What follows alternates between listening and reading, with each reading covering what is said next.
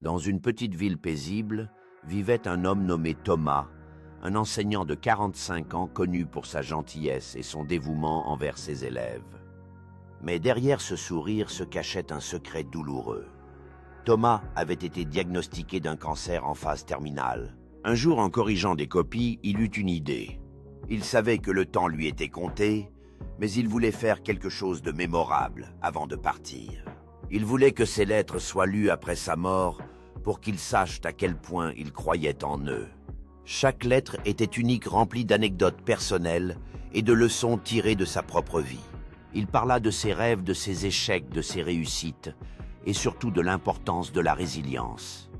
Et si au lieu de laisser son départ être un simple événement tragique, il pouvait laisser un héritage, il décida d'écrire des lettres à chacun de ses élèves, partageant des conseils de vie, des souvenirs et des encouragements.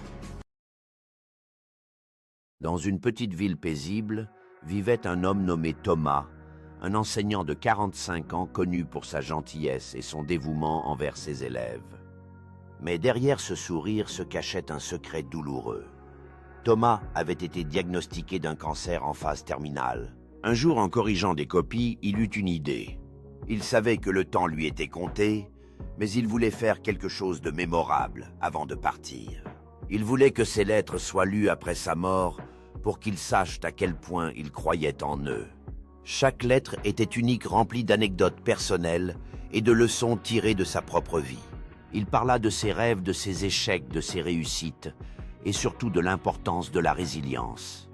Et si au lieu de laisser son départ être un simple événement tragique, il pouvait laisser un héritage, il décida d'écrire des lettres à chacun de ses élèves, partageant des conseils de vie, des souvenirs et des encouragements.